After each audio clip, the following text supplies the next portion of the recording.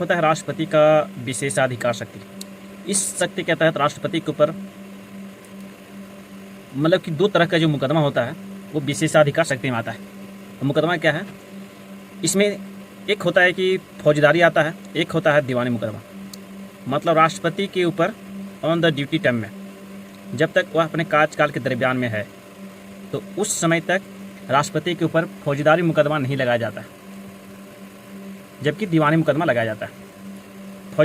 फौजदारी मुकदमा क्या होता है?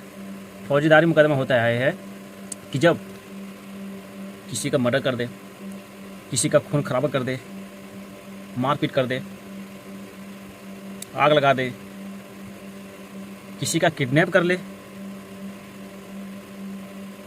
किसी का रेप कर दे, तो ये सब जितनी होती है,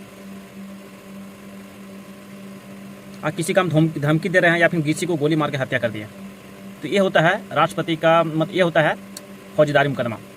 ऐसा को करता है ये फौजदारी मुकदमा में ही आता है, जो कि ऑन द ड्यूटी पीरियड, जब तक राष्ट्रपति अपने कार्यकाल के दरमियान में रहेगा 5 साल तक, तो उसके ऊपर ये मुकदमा नहीं लगाया जाता है। क्यों नहीं लगाया जाता है? क्योंकि राष्ट्रपति को अधिकार है क्षमादान शक्ति। आर्टिकल 72 के तहत यदि किसी को फांसी की सज़ा भी मिल जाता है तो वह उसकी फांसी की सज़ा को माफ़ कर सकता है। तो राष्ट्रपति को यदि फांसी की सज़ा मिल जाए तो अपने ऑटोमेटिक खुद से ही माफ़ कर देगा। वो अपना शक्ति का यूज़ तो करेगा ही और उसको माफ़ भी कर सकता है। ठीक, जो पैसे से रिलेटेड जो मुकदमा होती है वो होती है दीवानी मुकदमा। दीवानी मुकदमा के तहत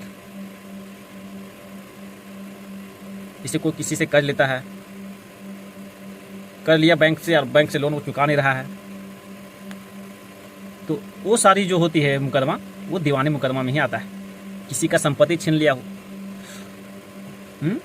जमीन हड़प लिया हो, ये दीवानी मुकदमा के अंतर्गत आता है।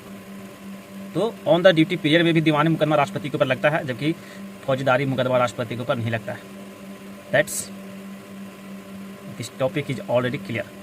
यही है फौजदारी मुकदमा और दीवानी मुकदमा, जो कि फौजदारी मुकदमा राष्ट्रपति के ऊपर नहीं लगता है ऑन द ड्यूटी पीरियड, जबकि जैसे ही ड्यूटी उसका खत्म होगा, मतलब अपना कार्यकाल उसका खत्म होगा 5 साल, उसके बाद फिर उसके ऊपर भी लगना स्टार्ट हो जाएगा फौजदारी मुकदमा। जिससे हमारे भारत देश के तमाम जो व्यक्ति हैं, महामहिम व्यक्ति हैं, उनके ऊपर तो लगता है ना, यदि कोई कांड करेगा तो सज़ा उसको मिलेगा। ठीक उसी प्रकार हमारे राष्ट्रपति को भी मिलेगा जब वह अपना कार्यकाल उनका खत्म हो जाएगा तब, न कि कार्यकाल के दौरान। ओके, जी हाँ दोस्त।